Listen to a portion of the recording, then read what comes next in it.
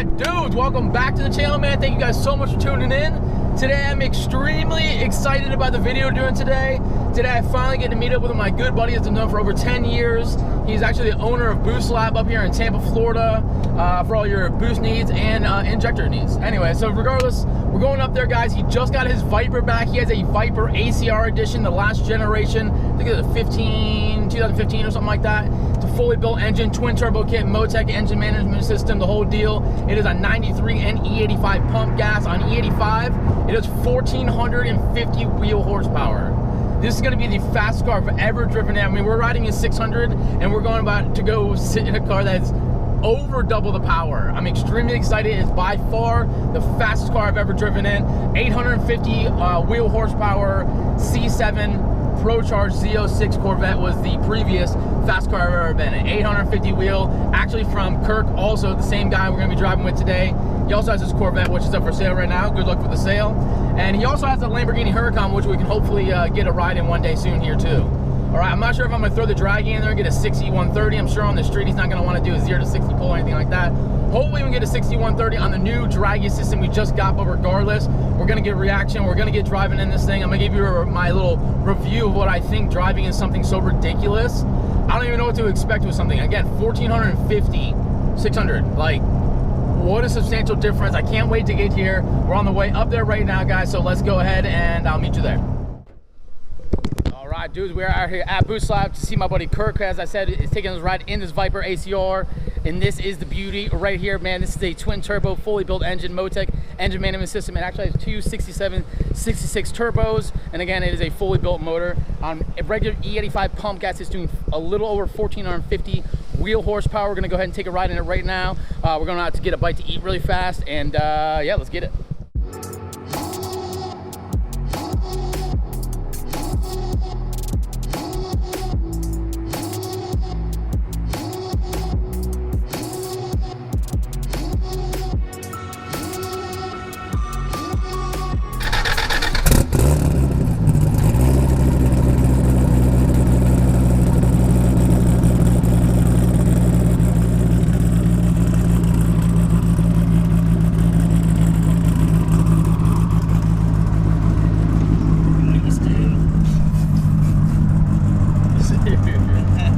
It's ridiculous, lad. Oh my god. What turbos are on it? 6.7s? Yeah, twin 67s.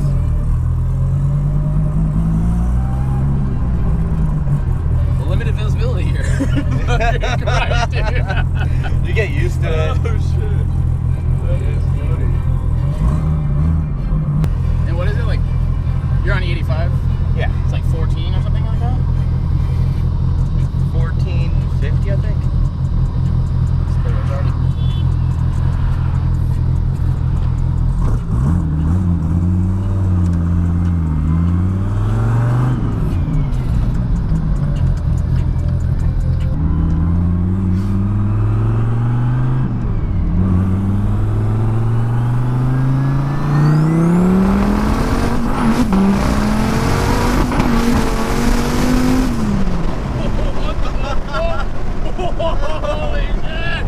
Oh my god, dude! What did I just fucking see, dude? What did I just see? It was fighting for traction. Oh there. my god, dude! That was like an up. I can't even describe that, dude. That was like just like a. I don't even know. I've never experienced something like that in my life, dude. That was like warp speed times 10, dude. Oh my god. I can't even imagine a passenger seat. I know what the car is doing. I'm used to it. Well, it started feeling good, and all of a sudden I was like, "Oh my!" Like every gear, like gets worse, worse. That was insane. Okay.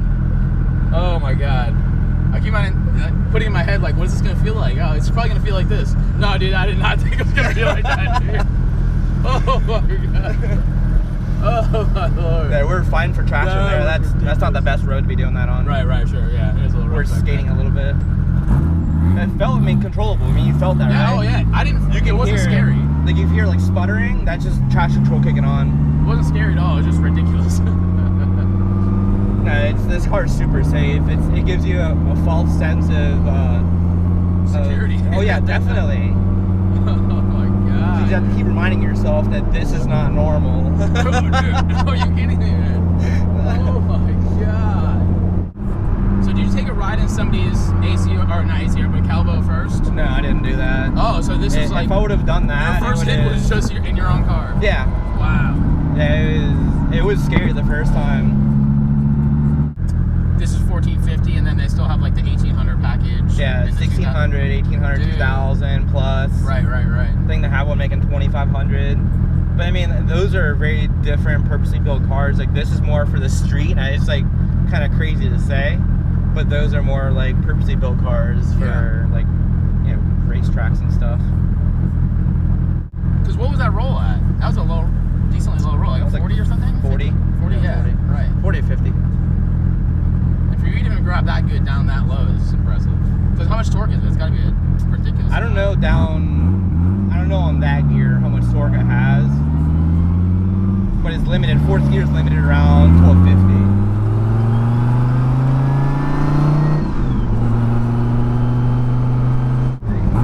And then we still got this guy here.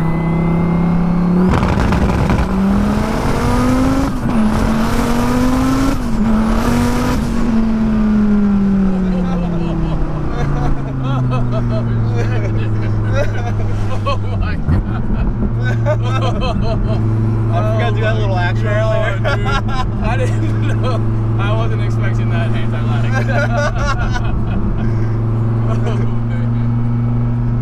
Oh my gosh. Alright, everything else is slow from this point on, man. Dude, this car has ruined everything for me. Everything.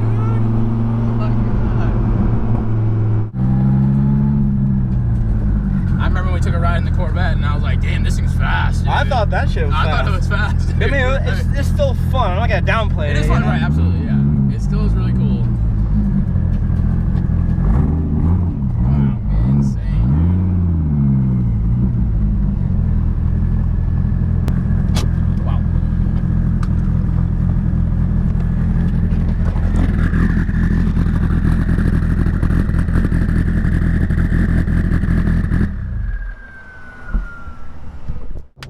Whoa. All right, dude. For starters, Kirk, thank you so much again for taking me a ride in another one of your ridiculous cars, man.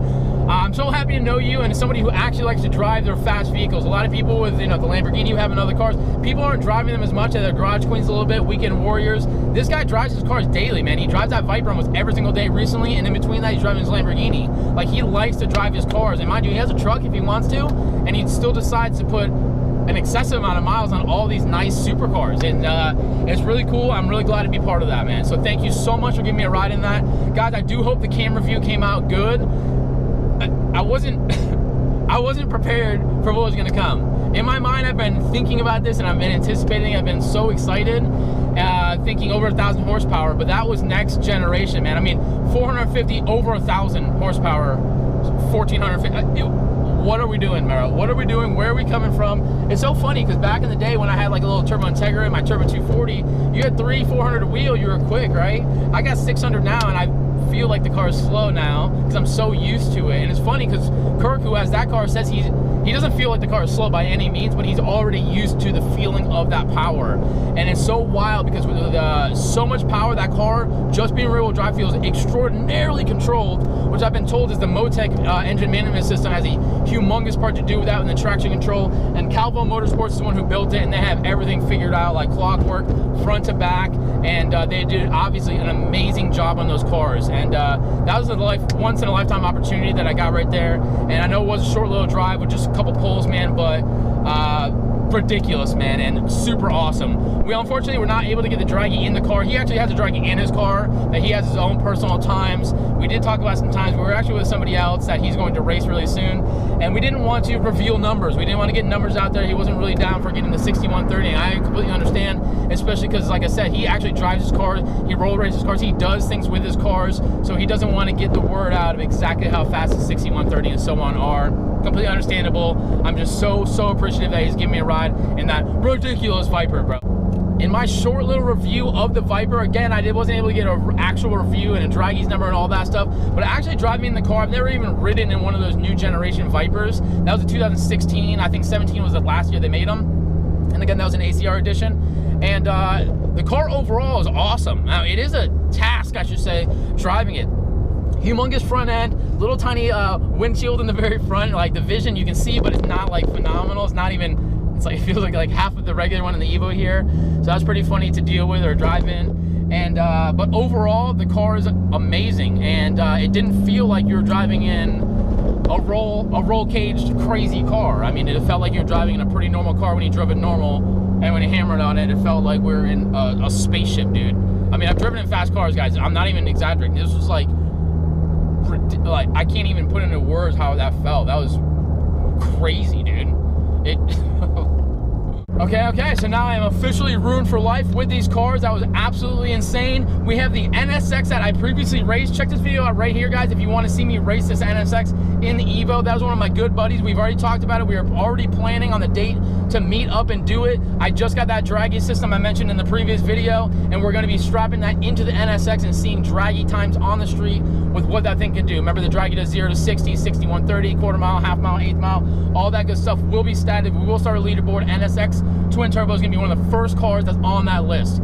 Then, of course, we'll be putting the Evo on there because I've been mentioning I really desperately want to know my actual numbers. And then we'll be jumping actually back to Kirk with a Viper, I'm sorry, not with the Viper, but rather the Huracan Performante, and we're going to get some numbers and a review going on that. Obviously, this wasn't a proper review, as I've mentioned already, with the Viper today, but understandable. It is a fully built. He doesn't want his numbers out there.